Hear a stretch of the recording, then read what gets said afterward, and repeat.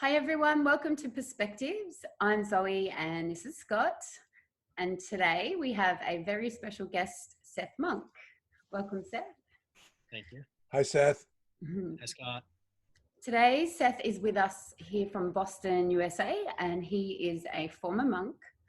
Seth now practices as a meditation teacher and energy healer. And he has over 15 years experience of meditation training and has worked with Buddhist monks from all around the world. So it's such a pleasure to have you here with us today, Seth. Thank you for joining us. Thank you. Absolutely. I would love you to tell us a little bit more about your experience as a monk. What was that like for you, and what made you get into it in the first place? Yeah, there's a lot I could say there. But I would say that probably it started, I think I had my midlife crisis when I was about 13. That as I was coming of age and looking around into the world, I really saw a lot of people that were very unhappy, deeply unhappy, working jobs they didn't like to make money, to pay for the houses that they left empty all day. And it was just, I felt a lot of misery, so to say, in just the culture. And then having to think about, well, what do I want to do? And, trying to angle myself to join that sort of a world. I felt a great deal of resistance, and I felt this can't be it. There has to be something else going on here. And there was, I think, nothing that I really wanted to do, nothing that really spoke to me. So there was kind of like a bleakness to it all. Like I didn't really get anything. But then I actually ended up meeting a Buddhist monk my first year of college, and everything he said really spoke to me. And it's funny because I actually went to college for physics originally. And then I had this kind of like breakthrough and I switched over to fine arts. And then I started practicing with this monk and I realized, oh, I'm actually looking for spirituality. It wasn't trying to find the answers in science. It wasn't trying to find it through understanding my internal processes of art. It was actually, I wanted the real deep answers of like, what is life? What are we doing here? Who am I? What's going on? What does this mean? And also, myself, like I'm sure everybody, I was carrying a lifetime of unprocessed traumas and just different things that I didn't have the time, space, or tools to work through. So it's like I was carrying a bag of stones on my back. And as life went on, I just kept adding stones and I never learned how to release those stones, right? So everything that this monk said, it really touched me and it felt like coming home, right? To use like a cliche term, but it's true. It felt so familiar and it was like, oh, this is what I've been looking for. So when I graduated college, this monk invited me to his monastery in Germany. And, I told my mom I'd just be there for 3 months and just check it out. And I went there and I ended up staying for 8 years. So my whole 20s were living in the monastery, shaved head, robes. And to talk about that experience, a whole different world, right? We had meditation at 5 a.m, breakfast at 8, lunch at 12, meditation in the evening. Throughout the day, everybody had different jobs. We had a Chinese medicine clinic, so we did like acupuncture, massage, and herbs. We had people that came and stayed with us. We had to garden. We had to run a lot of events. So, even as a monk, I was like making websites and doing like normal work, but more of like a service attitude because, I didn't get paid. It was just to keep finding ways to benefit people. And during that time, I got to meet the Dalai Lama a few times, Thich Nhat Hanh, this great master. We had a lot of teachers come. So I also got to do a lot of retreats. I did like a silent 3-month retreat by myself, actually, for one point. So tons of crazy things happened in that time. And again, I could write books on just what happened in that, decade. But really, if nothing else, I feel what that time is it gave me space to process and digest everything that had happened to me up until that point, and then really figure out who I am and what matters to me and what I have to give, and then start building momentum in that direction. And when I lead retreats and things now, that's the same process I take everybody on. It's just like really understanding where you're at, processing all the past stuff, re-angling yourself, and then figuring out where you actually want to be going in life. So kind of moving from where you are to where you want to be, right? Or who you are to who you want to be. And I feel like it was just a 10-year process of that. Yeah. Wow. It's just amazing how you were able to be like philosophical. Was it angst, I guess, in a way as well, that you were trying to, come to terms with? What do you mean when you say angst? Just to me, it was like confusion. I get like kind of tension over stuff because I'm not getting the answer. I don't see resolve. Sure. So definitely that was a part of it. I mean, when I was 13, 14, 15, like the movie Fight Club just came out, and like Rage Against the Machine was this band. And so a lot of my Nirvana was kind of just. Yeah, when I was 15, Led Zeppelin was forming. The Stones were talking about maybe playing music. Right. So a lot of the pop culture of my time was actually this collective anger about feeling stuck in a world that didn't really seem to care about us or represent us. And we were just kind of supposed to be obedient and follow directions into a miserable life that we didn't want to lead. So that was kind of out there, I think, when I was growing up anyway. And this is something I don't talk about much, but when I was a kid, I used to, when I was in bed, I would actually feel like ghosts, maybe you'd call them, or presences or something around me. So I used to have, when I was a kid, almost paranormal experiences, which, again, something I don't usually talk about because I think that turns a lot of people off right away. But that's just a true part of, what life was for me. And yet there was really nobody that I could talk to about it. That's the problem. Many people that knew. So I grew up as a kid knowing that there's more going on than we're being taught, or that we're being told about, or that we can even like talk about without people just discarding us or putting us in some category. But that was really formative for me because, my whole life I knew that there's something else going on behind the scenes, and I was super curious too. It was exciting. I was like, what else is there? What else is there besides just what we're being shown? So I feel like part of my life has been this exploration, seeking, searching, trying to really get deeper and into the fabric of reality and see what's going on here. Yeah. That's cool, man. I give you a lot of credit. You actually traveled quite a lot as a monk as well, didn't you, Seth? Took you to different countries. Where have you traveled to, and what were your favorite experiences or countries that you lived in? I mean, I was in the US, I was in Germany, Australia, India. I would say were the countries that I lived in. But I visited 25 countries. I've been around, so to say. But, India is definitely a second home to me. I've been there like 8 times. I spent, even like a whole block, an 8-month block and a 6-month block, and just big blocks of time just traveling through the country. India, it's at the base of the Himalayas. It's 1 billion people. It's like all these great spiritual traditions all mixing together. And there's not such an infrastructure there like there is here. When you're driving down the road here, you just follow the rules. So you don't have to interact with anybody. You're just in your car and you kind of just do what you're supposed to do.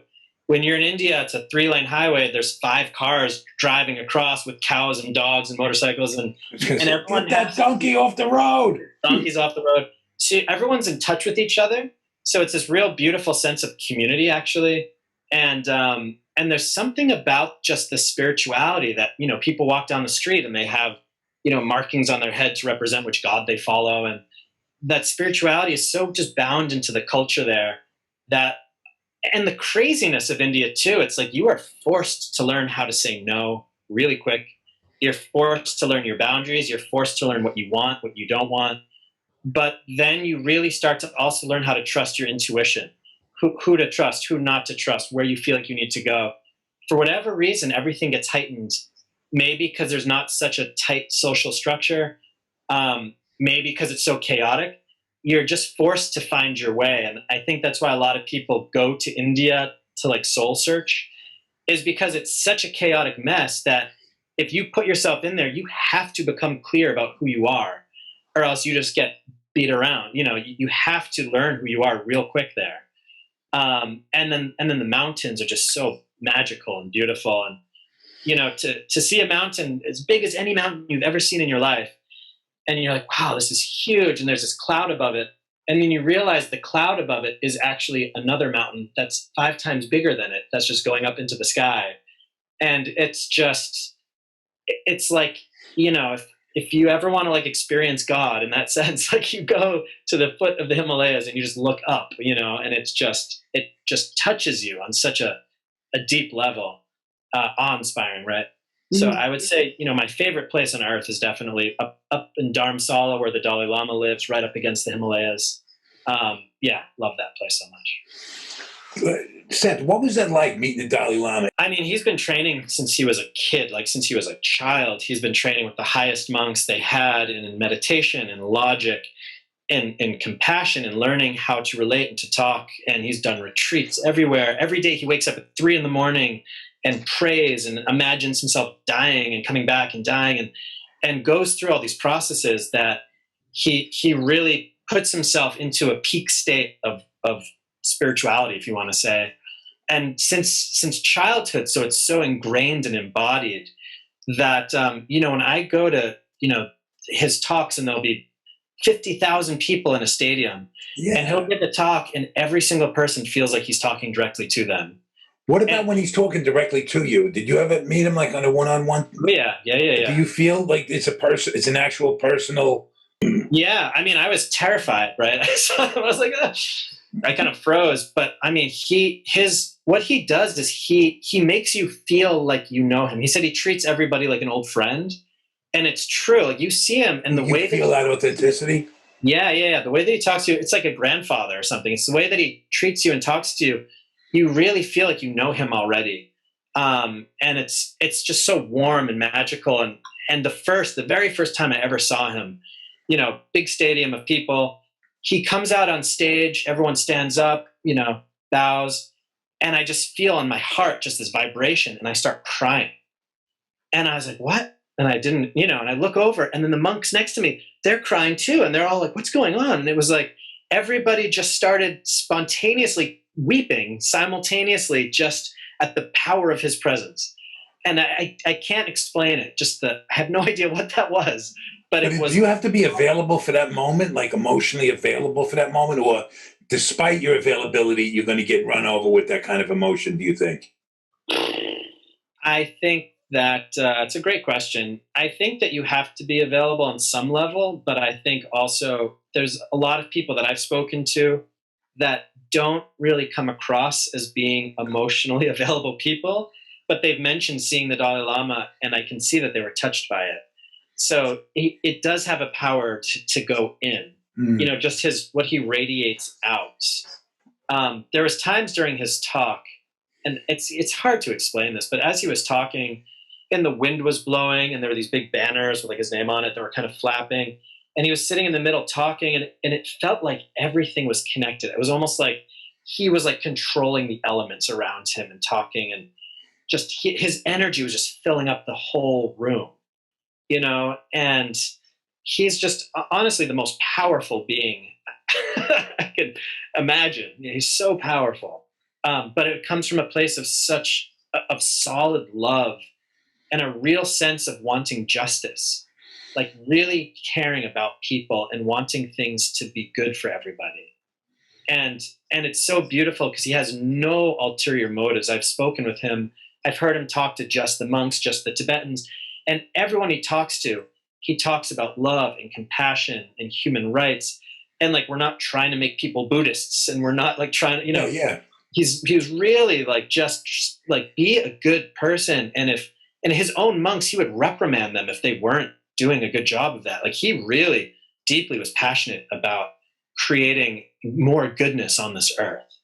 And I respect that like so wholeheartedly. Mm-hmm. Seth, I'm curious what made you decide to leave the monastery? A personal question. So interestingly enough, I was there in the monastery for 8 years. And as I was getting to the end of my time there, a lot of different things started happening at once. I was feeling less and less inspired and connected to the abbot and the teacher there. I was feeling like I had embodied the teachings and practices enough that I didn't need somebody to teach me. I didn't need robes to protect me. I felt like it was inside. So I was kind of having this struggle where I felt like it was maybe time to leave, but I had no money. It was my community. That was my place. I had nothing else except that, right? And I went to India with all the monks and nuns. And we went to the place where the Buddha was a prince, and he one day rode off and he cut off his hair, and he made this vow to, become a spiritual person and gained enlightenment. That's like the story of the Buddha. We went to that spot where he cut off his hair, and I bowed down at that spot, and this energy, this worry and this nervousness and this stuff that I've been processing for months or years, it just came up and out into my head in the form of a thought and in my own words. And it just said, I am leaving Germany. And it was almost like I needed to be there in that moment with that connection to make that real determination to do what was right for me, even though it was scary, And it's funny because I went into the monastery because it was the best thing for me to do for myself and my growth and my spirituality. And then leaving the monastery was the best thing to do for myself and my growth and my spirituality. So I feel like it's just the same path. I came to a bridge and I went over it, as Yogi Berra said, right? Like when you see a fork in the road, take it. There is him. But how was that transition though, actually coming from monastery back to normal life? Was that challenging for you? Yeah, well, I did it smart, I think, that I left the monastery and I went back to India, and I took 6 months in India as a monk. And I went and I did like a retreat. I did a retreat alone in a cave in the Himalayan mountains for a little while. Yeah, that's a transition. That was a transition. And I went back into society here. Let me find a good cave. Yeah. So I went there. I came to Australia, went to Perth, went to a monastery in Serpentine, Bodhinyana. Ajahn Brahm is the teacher there. 3 months there, came back to Boston, still in my robes.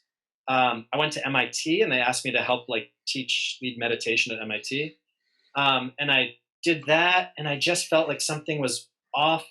Went back to India, took my robe off, and I was like, okay. And then took 8 months in India to figure out who I was again. And then I came back to Boston. And then I said, right, now let's see what I'm going to do. And I've been here for 5 years. And I could say that probably only now do I really feel like I'm fully, it took me 5 years after a decade of that stuff to feel like I've arrived. Now I feel like I'm like a normal person again and not kind of like half in different worlds. Hmm. Seth, let me ask you, where were you in Germany? What part of Germany?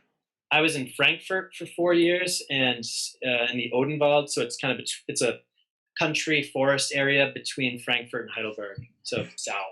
Okay, yeah, I was in Frankfurt for a couple of weeks, and I'm a Catholic guy, and I was raised Catholic. Let's leave it there. When I was in Germany, I couldn't help but feel the presence of. I'm just wondering, like, when you're going through all this questioning your faith, and you're going to, practice Buddhism there.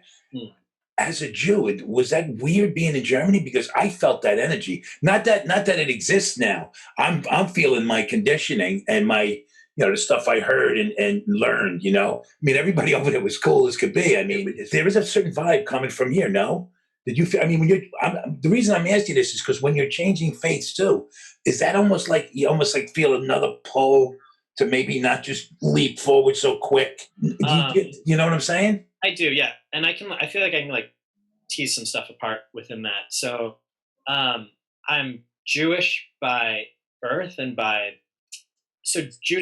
being Jewish, it's actually an ethnicity. So when I got my 23andMe DNA testing, it said 98% Ashkenazi Jew. So it's actually it's a race, right? It's an ethnicity. It's being Jewish. The faith of Judaism, that's actually a separate thing.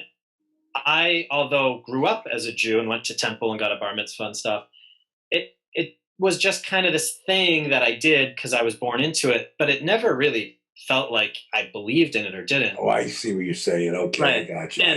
And Buddhism is actually not a religion. When you get into Buddhism, it's a series of practices and reflections. Yeah. And ultimately in Buddhism, everything is experiential. You're supposed to experience everything.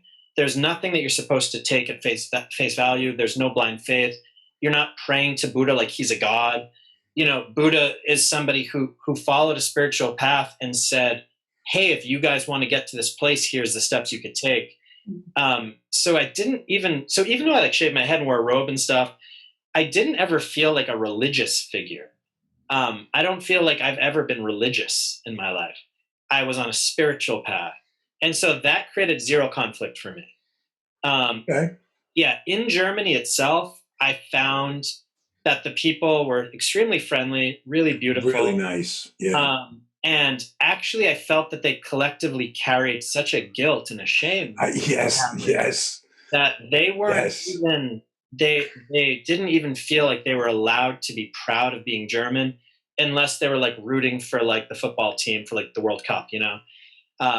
Football does change everything, doesn't it, over there? Yeah. So it's like, so it's like the only time that I saw people happy to be German was when they're sitting there watching, you know, and they're like, Deutschland, you know, it was the only time that I felt that they could be proud of being German was when they like won the World Cup. It's like, otherwise it came with a stigma that especially the younger generations, they're carrying, but it's not even theirs. They're like, my grandparents were part of that. I know. Yeah, but dude, I went down to Atlanta, Georgia in the 80s. Yeah. Right. And I felt the stigma. I got it from people, like, because I'm a Yankee.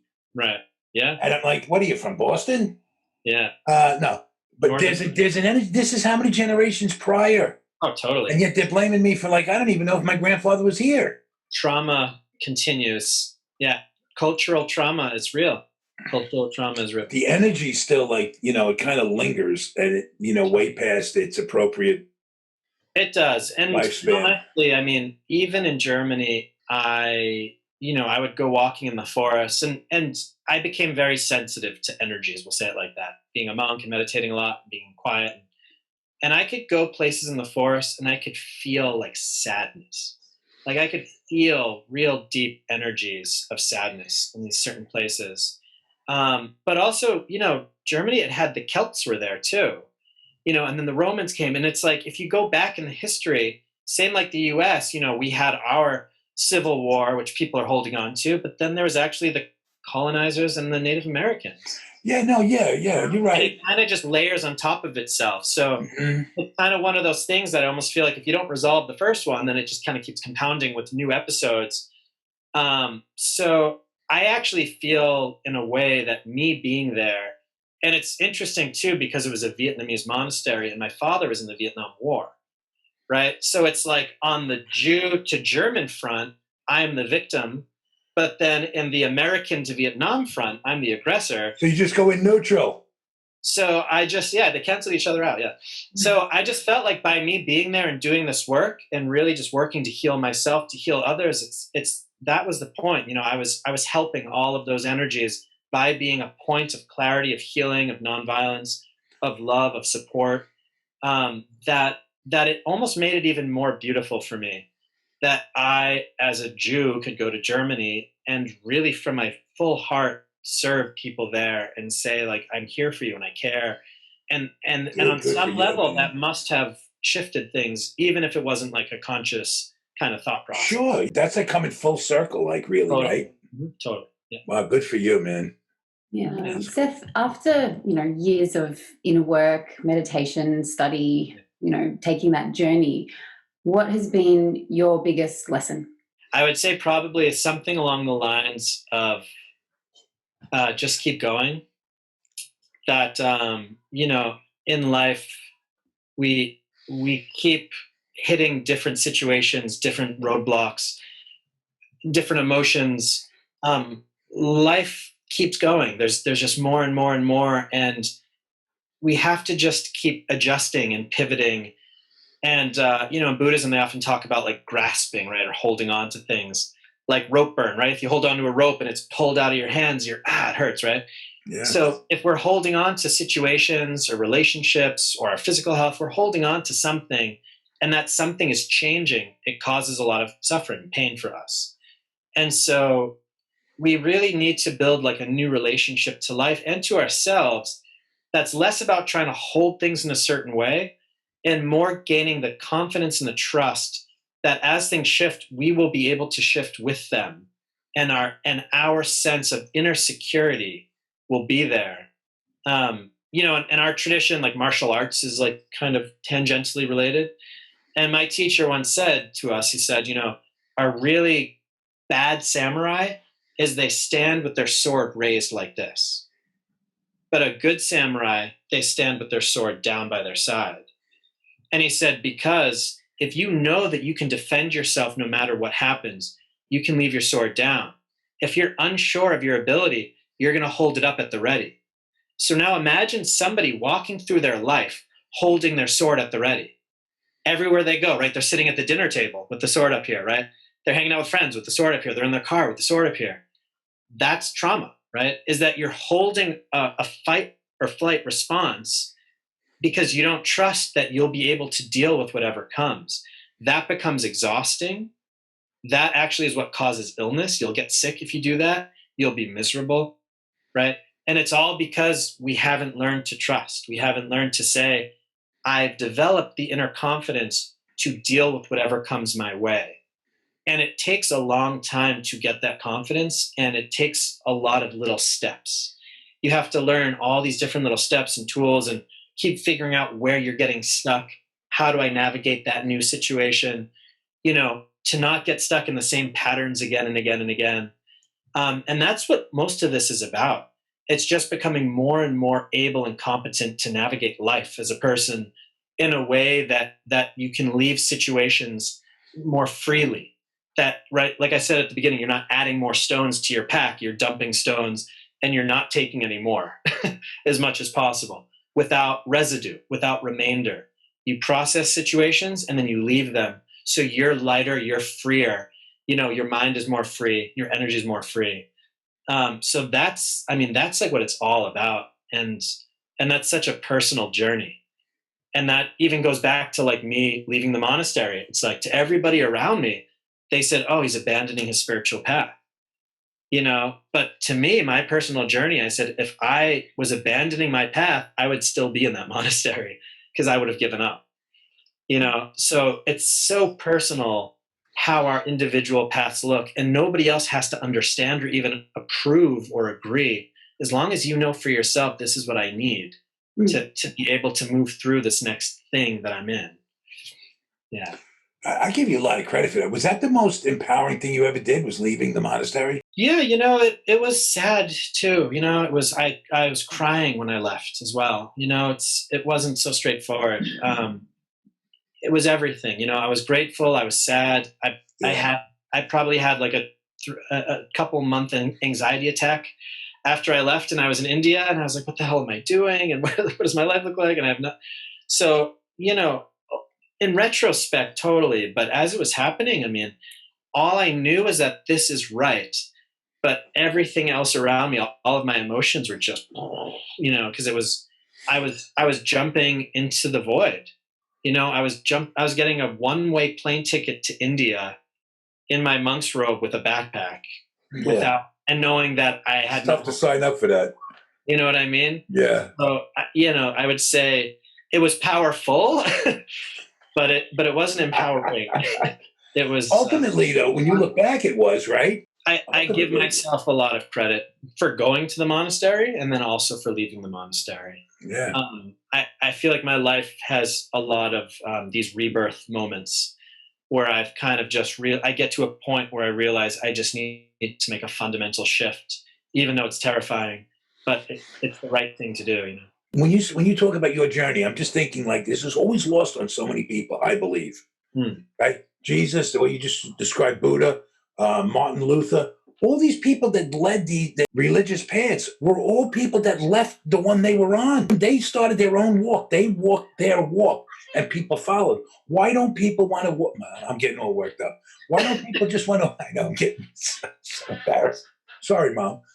Why don't people just want to walk their own walk? What's the matter with that? Yeah. Isn't that the ultimate lesson in what these leaders did? They walked their walk. Yeah, it is. It's scary.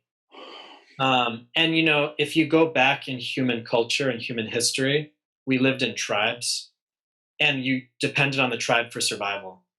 So if you get excommunicated from the tribe, it means you're going to die. You have to fend for yourself out in the wilderness.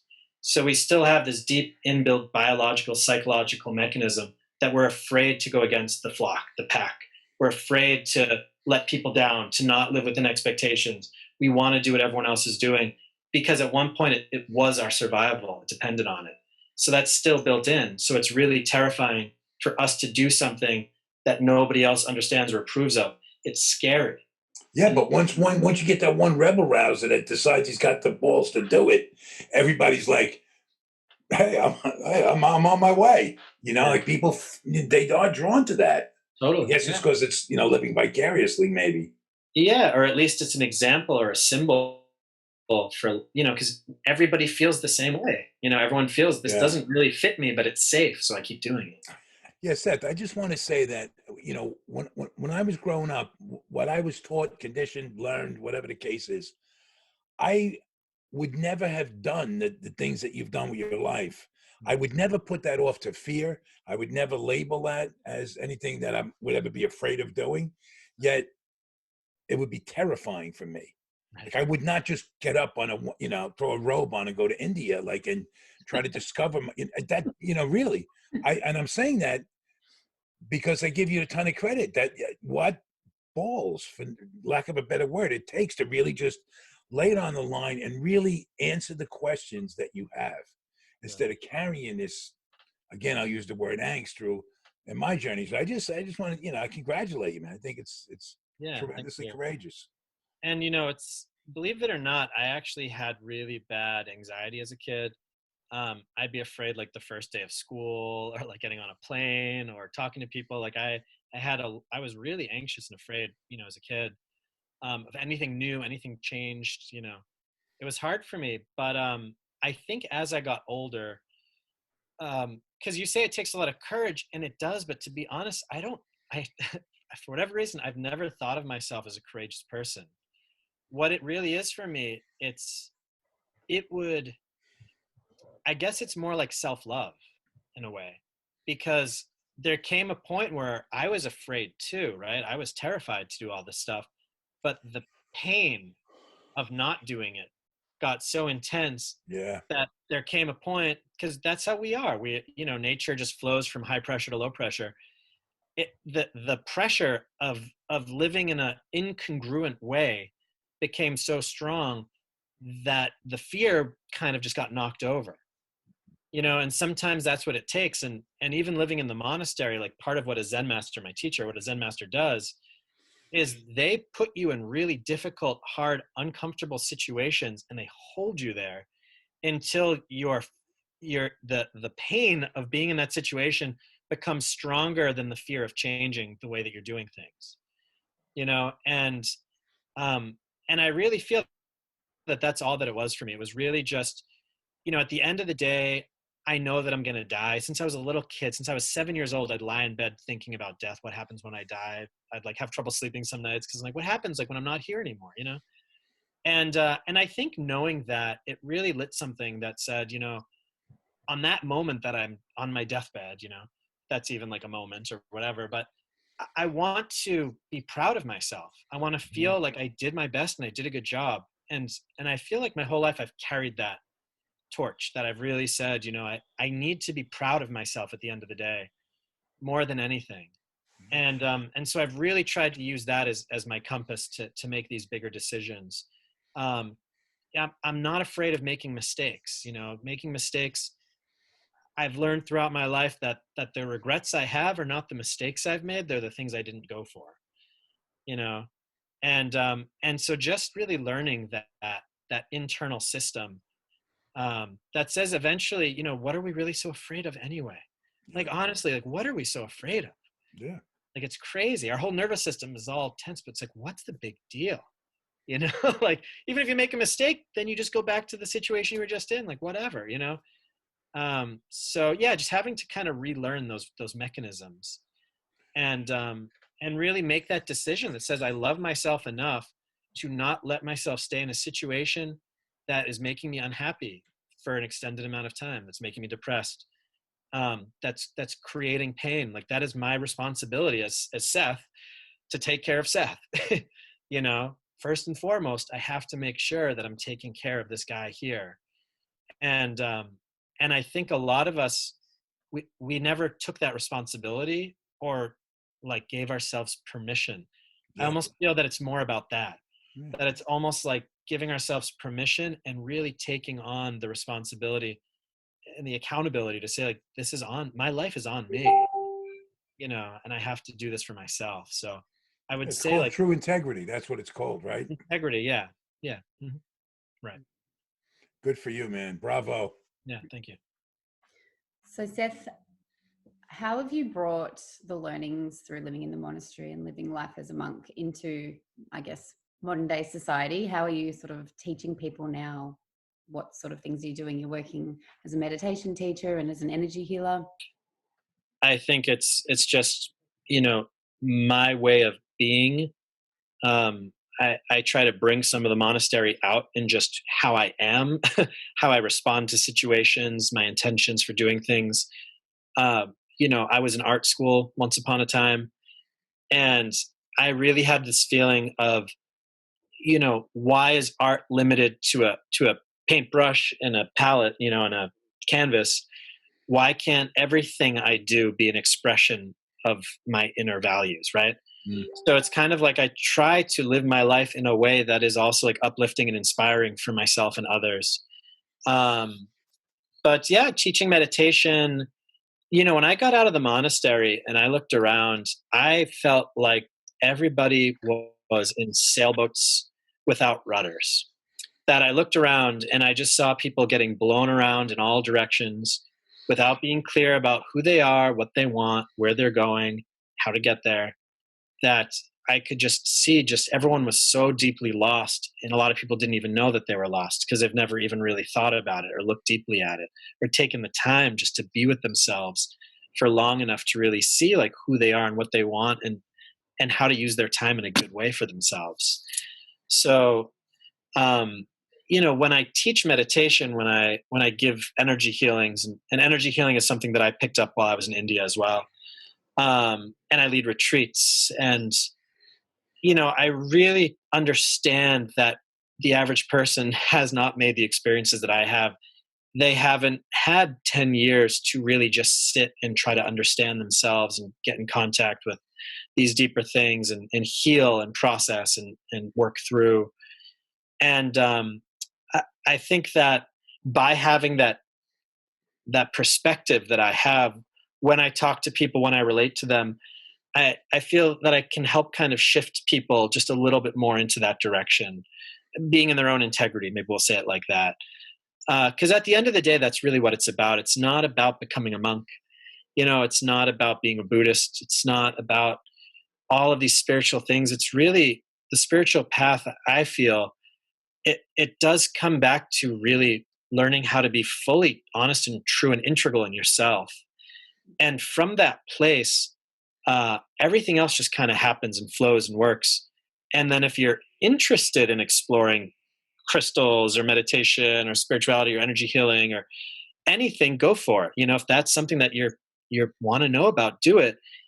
But maybe you want to build cars or go and, take care of kids or who knows what, whatever you feel called to do, that's the work you're supposed to do. I think, Martin Luther King Jr., he said, if you're a street sweeper, you should sweep the streets like Michelangelo, made paintings or sculpted. That, whatever it is that you do and you really feel like you're called to do, pour yourself fully into that and own it. If that's what you love and that's what you want, go for it. And I feel like that's my message more than, you should meditate, or you should do this. It's more that I deeply care about empowering people, again, to be the person that they want to be, and that's really all that it is. You said a lot there, because whatever you do, if you do it with dignity, integrity, character, you're going to affect people in some way. If you bring your heart and soul into what you do. I mean, it doesn't matter what you do if you do it right. And at least at the end of the day, you're happy. Right. Even if you don't help another human being, if you're floating through this world happy, already by default, you are doing good on this world. If nobody helped anybody, right? If let's say nobody helped anybody, but everybody stopped getting in each other's way and stopped hurting people, you know how much better this place would be? Yeah. If you can't help, at least don't harm. You're doing the workshops and stuff now, right? What's your objective with this? Is it to touch as many people as you can with your experience? Yeah, I mean, it's interesting. I want to change the world, and I've wanted to change the world since I was a little kid. And maybe it was like a projection of me feeling like alone and lost as a kid, but I felt that a lot of people were really alone and lost. And um I don't know what the word like empath really means, if I'm an empath or what, but I just really feel that I can feel people. I can really just feel the collective, and I can feel where people are at.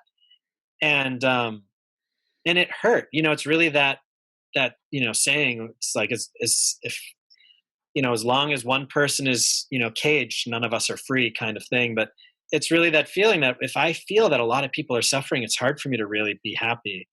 And I kind of feel like I went down in the mines, and I was chipping away for a decade, and I was finding all these little gems and putting them in my bag.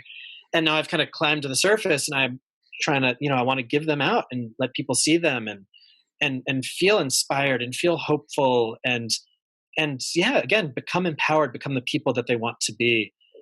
Just to spread that. It's really, I guess it's compassion, right? It's that once you've suffered enough in a certain way, honestly, and in the monastery, just doing all these prayers, it transmuted into, there's one thing I actually learned from Thich Nhat Hanh, who's this amazing Vietnamese Zen master. Martin Luther King Jr. actually nominated him for the Nobel Peace Prize. So that's how impactful he was as a figure, Thich Nhat Hanh. And he was working during the Vietnam War to bring peace to Vietnam, and he started meditation groups around the world, and he's written hundreds of books, and incredible master. I was practicing with their community, it was a couple hundred people, and we were praying, and we were doing this prayer to Avalokiteshvara, who is the deity of compassion, right? And we're chanting this name of Avalokiteshvara, we're singing it. And he said, the first 3 times you sing it, you feel your suffering. Feel the suffering in you of your life. What's like really bring up like the things that are really sad and painful and hurtful in you. And then the next 3 rounds, feel the suffering in the room. All these people sitting next to you are also going through something too. And then the 3rd round, feel the world. Feel the suffering of the world. And just by doing that meditation, by feeling my own pain and my sadness and the things that I haven't yet processed, my own wounds, and then acknowledging that everybody chanting with me and people are crying, and you could feel that everybody's going through something too. And then the world, and there's like war and starvation and people going through things we couldn't even imagine. It suddenly became all one thing, that it's like all of the suffering of the world is the same as the suffering in me. It's all the same. And I just, from the deepest part of my heart, wish that nobody has to ever feel any suffering again, because the same way that I suffer, I know that you suffer, that they suffer, that it's all the same feeling. We all have the same good, loving human hearts that just want happiness and peace. And in the same way that we make prayers for ourselves, we can just extend that to everybody, because it's all the same. We're all the same. We're all hurting together. It all hurts us in the same way.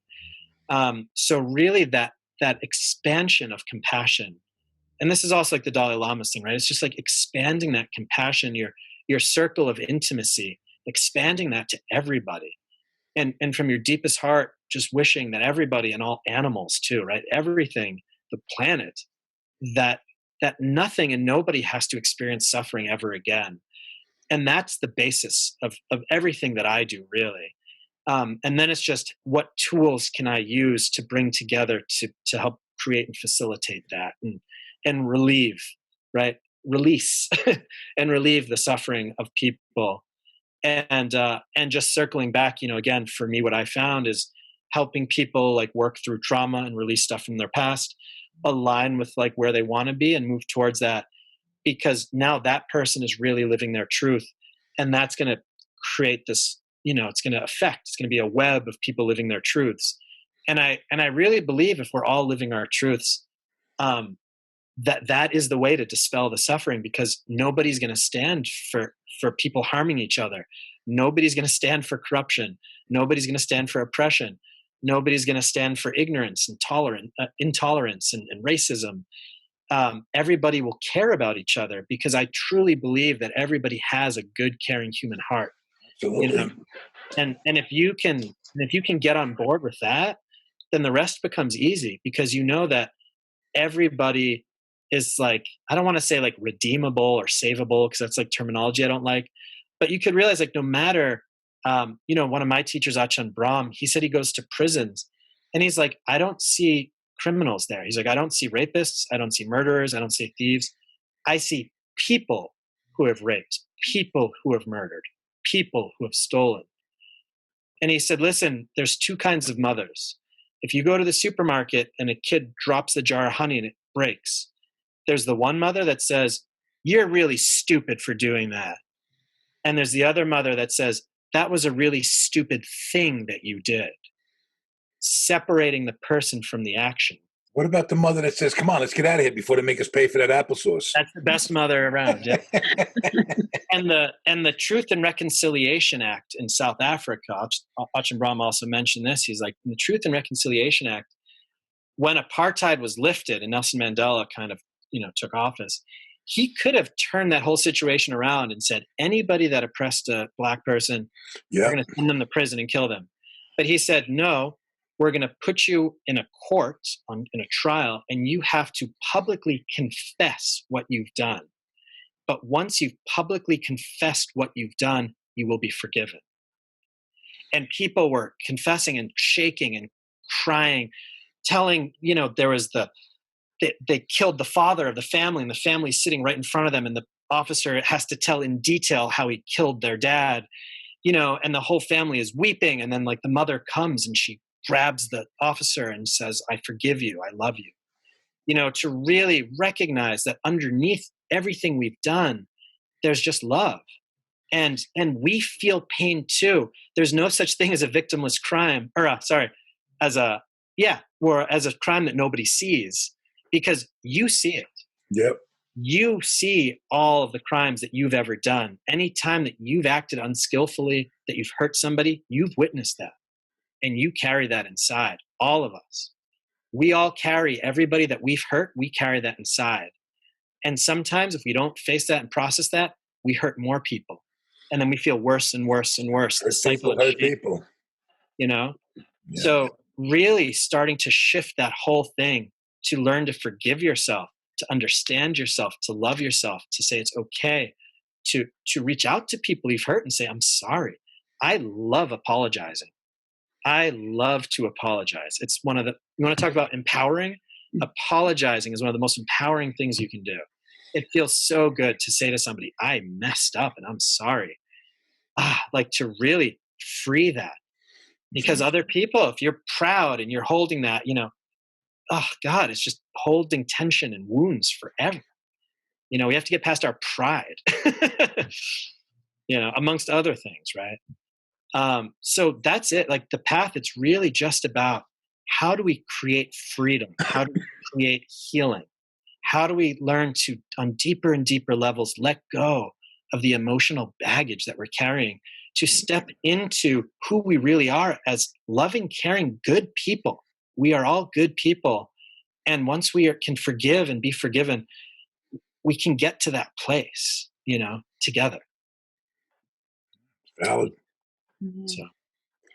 Seth, I was wondering whether you had any advice for the collective at the moment, because we are going through difficult times. A lot of people are experiencing suffering and so much uncertainty at the moment. Do you have any particular words of wisdom that you would like to share for people that are struggling at the moment with the amount of uncertainty? Right. Yeah, I would say that, this is really something that's incredibly difficult. That's really unprecedented in a lot of ways. And it's also for a lot of people the first time in their lives that, actually probably not, but the fact that we are forced to sit in an uncomfortable situation, we'll say it like that, mm-hmm. and we're not allowed to get out of it. Mm-hmm. And I know we all have our individual uncomfortable situations in life that we're kind of stuck with. but to be collectively in this state of powerlessness, collectively in a state of fear, collectively in a state of uncertainty, it amplifies it, right? It's we're actually in a global meditation right now. The entire world, 8 billion people, are all focused on the same thing at the same time, right? Unprecedented. That, just think about the power of that. 8 billion, the whole world is focusing on the same thing for months, right? And that's bringing up stuff in all of us, right? We're afraid, we're anxious, we're unsure. People are actually getting sick. There's people dying, right? Sad, grief, scary. A lot of people, however, are also saying, I actually really needed this rest. I'm actually happy this happened because the pace of life was making us all sick. That actually something had to happen sooner or later, because our trajectory as a humanity, the trajectory of humanity is not heading in a sustainable direction. That we are going to kill ourselves, whether it's the climate crisis, whether it's by polluting and killing all the animals in ourselves, whether it's just making ourselves sick, whether it's a virus, whether a meteorite smashes into the earth or a solar flare comes, that eventually something is going to have to happen and it's going to shake us up. So this is actually a light version of what could happen. You know, it could be much worse. We're just being asked to sit at home and rest. Think about that, right? Like the average person has been complaining that they don't have enough time. It was almost the collective prayer has been answered. People are just like, I wish I had more time. It's like, oh, you want more time? Here you go. Here's a year. What I would say to everybody is that, look, this is happening. I like to say it's happening for a reason. There's causes and conditions behind why this is happening. It is scary. It's difficult. It's painful. People are dying. This is real. And simultaneously, there's a lot of good that can come out of this. There's a lot of change. We are going to have a little bit of space to decide how we move forward, that people are already more appreciative of each other. Imagine when we can hug each other again and go out. There's going to be a worldwide celebration, a real deep appreciation for life that we've all kind of lost in a way. And just because something is difficult doesn't mean it's bad, even if it's not what we wanted. And I really appreciate the fact that so many people have lost their jobs, that a lot of people are dying. I mean, that is bad, right? That's horrible. And there's no way around that, to have to acknowledge that this is also a bad situation. But I think it's important to acknowledge, like everything in this world, good situations also are embedded in bad situations.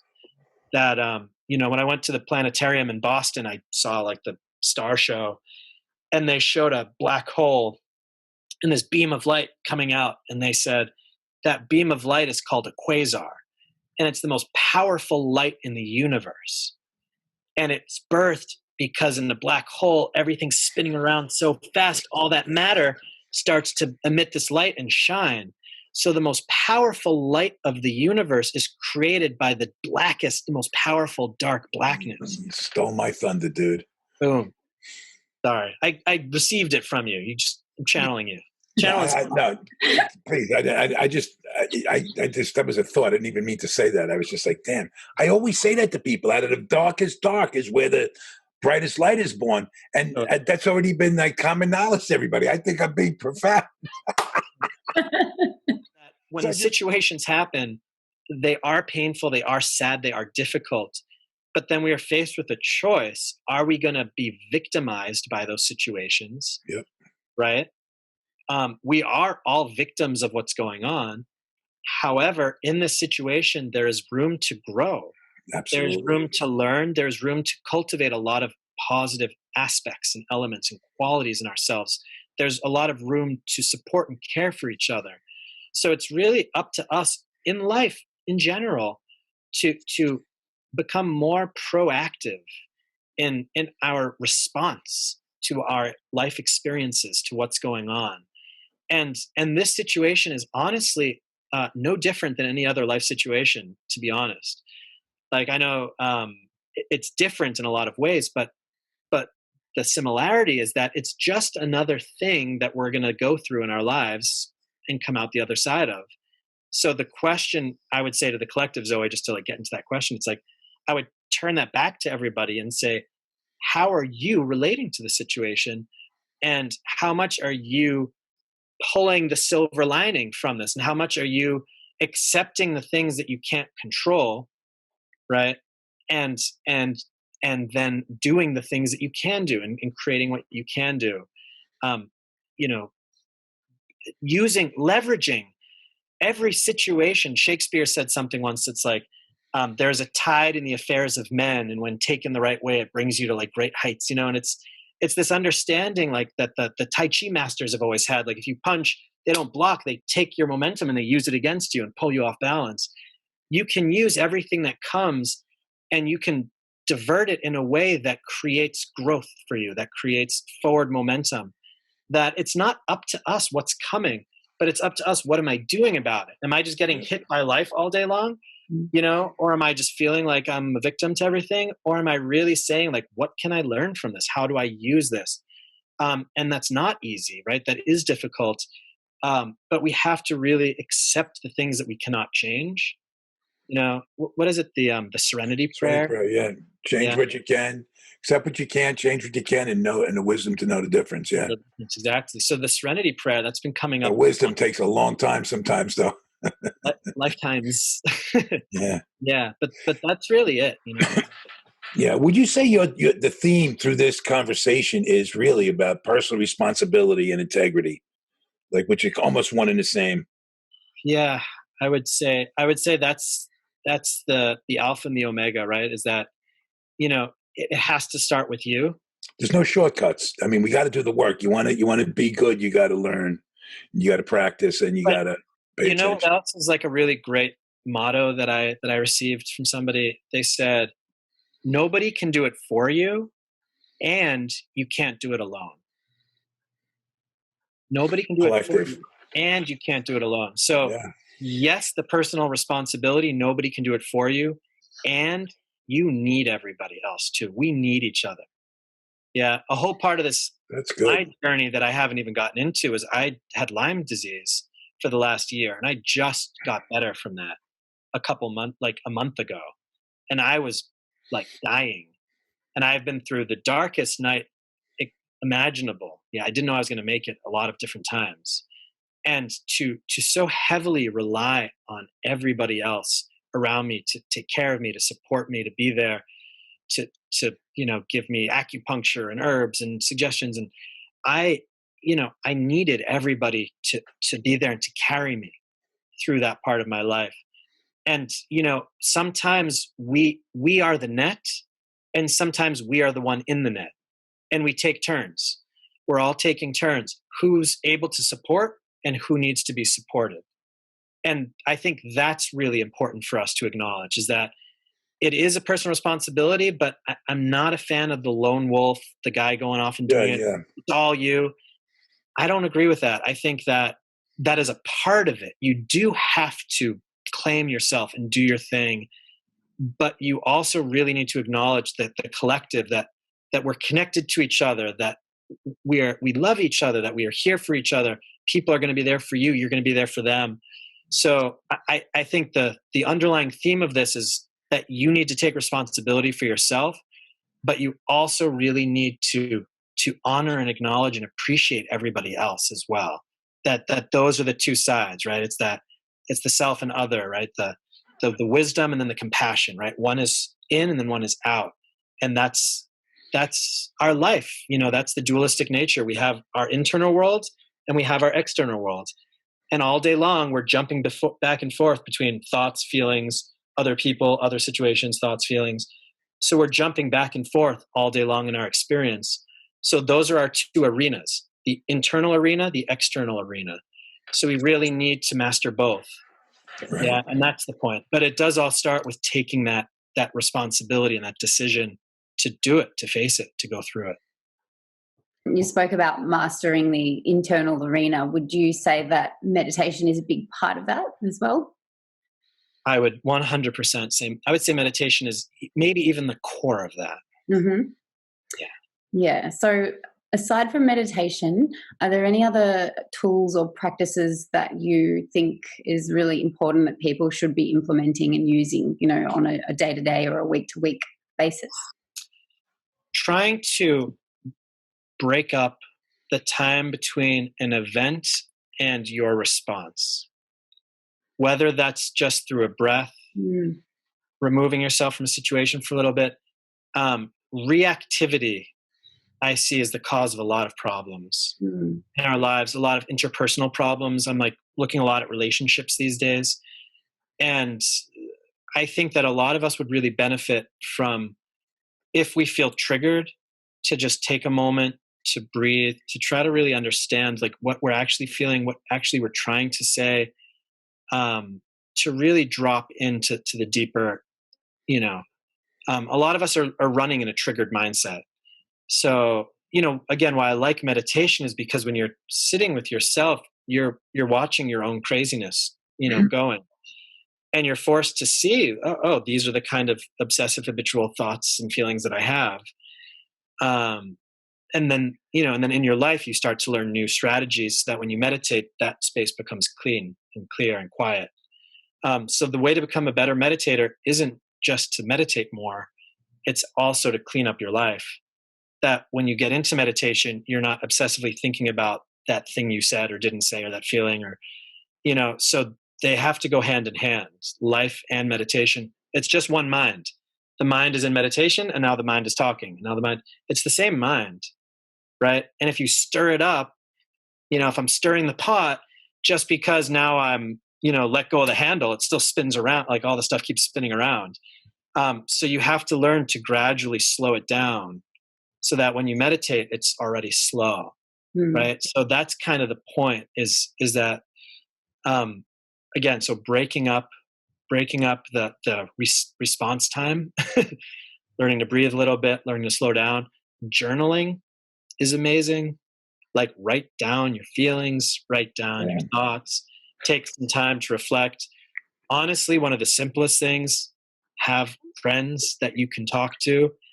Make sure that you have someone in your life or some ones that you can honestly share with. Yeah, there's a lot of people who have friendships, but they're kind of like up here. Seek out people, build new relationships if you have to, but find people that you can really share with, because feeling and being alone is probably the worst feeling that I've ever experienced.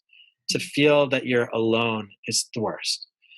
And just, even if nothing in your situation changes, but just being able to share it with someone else and have them listen to you and see you in what you're in, sometimes it even takes away like 50% of like what you're going through, just to have somebody else see you and be there with you.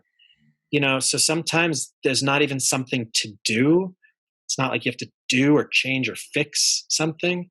Sometimes it's more about taking space, writing, talking, just acknowledging what's going on and sharing that. And sometimes like that's the most healing thing that we can do, is just the acknowledgement of where we're at. Seth, I was wondering whether you would be happy to take us through a guided meditation today.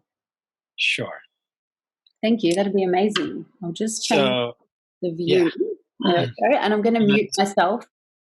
Okay. And I'd ask everybody at home to sit feet flat on the floor. Sit in a way that feels stable yet relaxed. And when you're ready, close your eyes.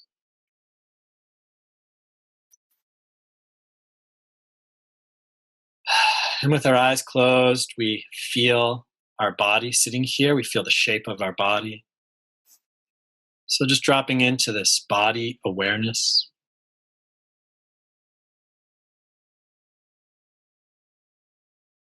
So feeling the body, and let's take a few deep breaths together. So breathing in through the nose. Out through the mouth. Let's do that 2 more times. So in.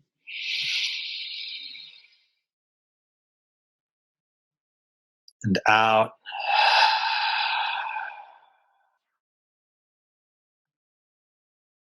In.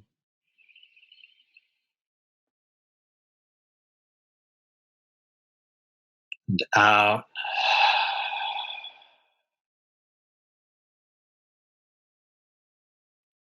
Let's begin relaxing. So the eyes are closed. We relax the eyes, relaxing the muscles in the face and the jaw.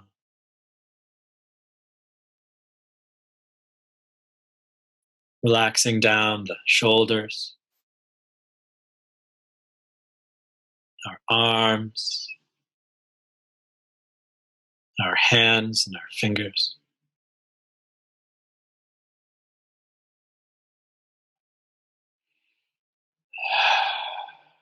Relaxing our chest, breathing into your heart.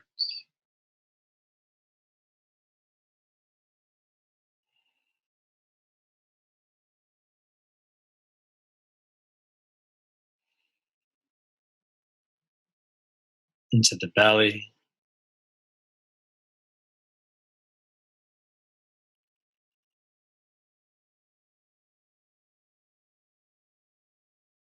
Relaxing the back.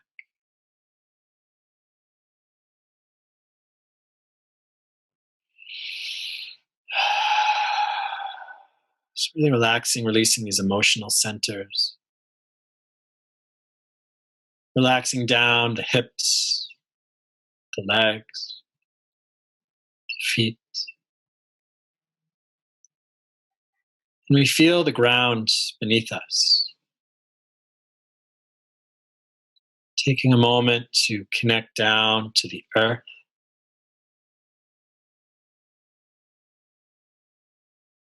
Even to let yourself connect down to the center of the earth. So breathing, relaxing, just allowing yourself to feel down to the center of the earth. And breathe into the center of the earth.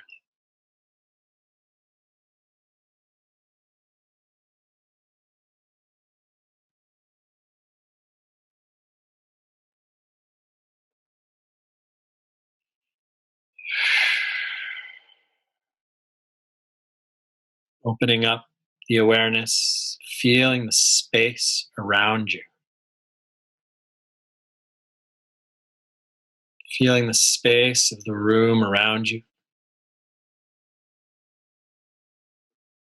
So we're grounded into the earth and we're open. We feel the space of the room around us.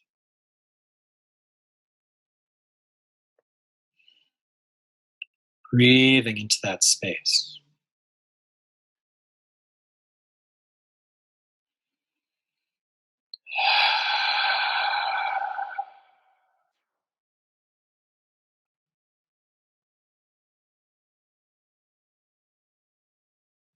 Breathing, feeling the space, relaxing. Feeling the air flowing in and out through the nose.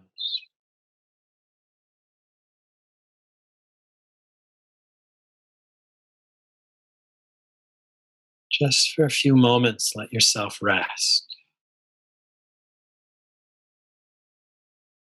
Just breathing in the space.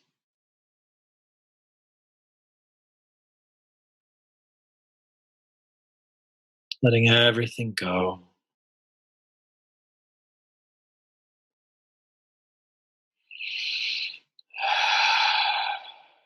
Everything is okay.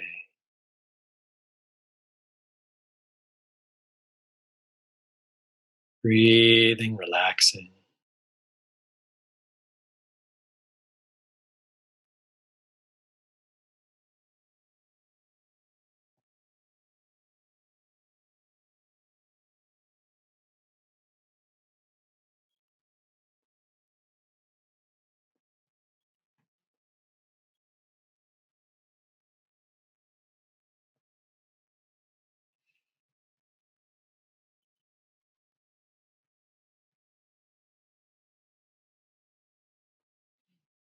And gently feeling a sense of gratitude, a sense of peace.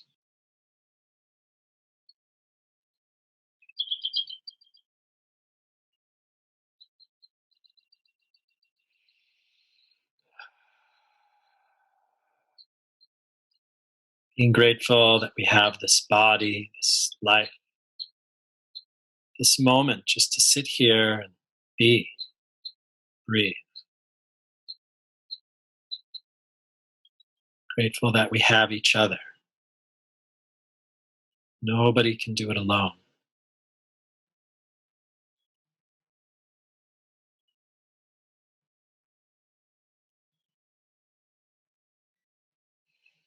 So let's take 3 last deep breaths in through the nose, filling up the body completely.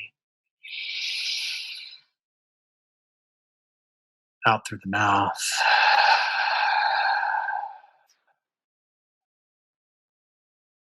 In.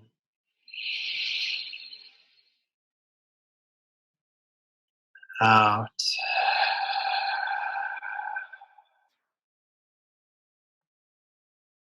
In.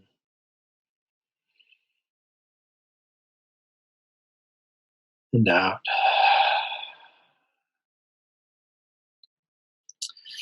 Rubbing our hands together till they become warm. Giving your hands a nice rub, warming them up. Placing the hands on the eyes. So slowly bringing the consciousness, the energy back to the body, the physical body. So rubbing the eyes, you can rub the ears. You can massage the back of your neck, shoulders. You can rub down your body, your sides, your lower back. Anywhere that feels like it could use a little love, knees. Shake out a little bit, stretch out, slowly open your eyes when you're ready.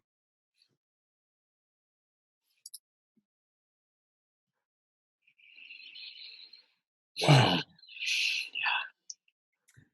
That was beautiful. I feel great. It was. How do you feel, Scott? This was impossible for me like 2-3 years ago. Impossible. So yeah, thank you. Yeah, and I mean that was only like 7 minutes or something. So, everyone has time. Honestly, everybody has time once a day to just do one of those. And where we get into that quiet place where we just feel the space around us and our breath, you can hang out there for hours if you want, right? So you could take it as long and deep as you want, but everybody can at least just get to that place once a day. And it's so beneficial, just kind of this refresh. Right? Well, listen, from that 7 minutes, I can endorse what you do right off the bat. What do you got coming up, Seth? Yeah, so, outside of the COVID atmosphere, I lead retreats. I have a company called Spirit Monkeys, and we lead retreats around the world doing personal growth activities. I do group energy healings. I work in schools a lot, working with teachers, bringing mindfulness and meditation in. Right now, everything's virtual. Facebook is actually my main kind of way of connection. That if you follow me on Facebook, Seth Monk, you'll see a picture of me. I lead a lot of nightly meditations on there. I have a meditation retreat coming up May 9th and 10th. It's a 2-day online meditation retreat. So we'll meditate, we'll have some time to share, and I'll talk. And I also am developing right now a program. Everything we were talking about, I'm really feeling called to develop some program to lead people through a development, a transformational process that they can kind of go through me, and that involves some personal talks with me and some online stuff. So if you stay in touch with me, I'll be launching that within the next 2 months probably. So yeah, I would say my Facebook, Seth Monk, that's the best way to see what I'm up to. Great. Well, listen, I can't say thank you enough. And I'm just grateful. I mean, this was unbelievable. I got to say, we're on fire. Me and Zoe, are we not on fire? We've had so many great guests, like A1 guests, and you're right there, man. You keep the game going. We're rolling smooth, and this is becoming more fun and beneficial. If for me personally, I speak for me, I get so much out of this. What we just did, it's I can't thank you enough, man. Yeah, and thank you both for holding this space open. Because you're offering this platform for people to come and share, and for people to receive. So, you're benefiting a lot of people through the work you do. So, thank you so much. And thank you, Seth, so much for coming on today. It was an absolute honor having you on here, sharing your wisdom. I'm sure a lot of people will benefit from what you've had to say today. So thank you. Thank you. Mm-hmm. So, folks, if you like today's episode with Seth, and you reach out and get in touch with him and see what he's got coming up, his workshops, and please subscribe to our channel, Perspectives with Zoe and Scott on YouTube. We need people to subscribe, so please, we got a lot. What you just saw, we're going to try our best to keep this momentum going, but it's going to be hard to top Seth, but we're going to do our best. Just keep up with him. All right. All right, guys. Thank you. Namaste.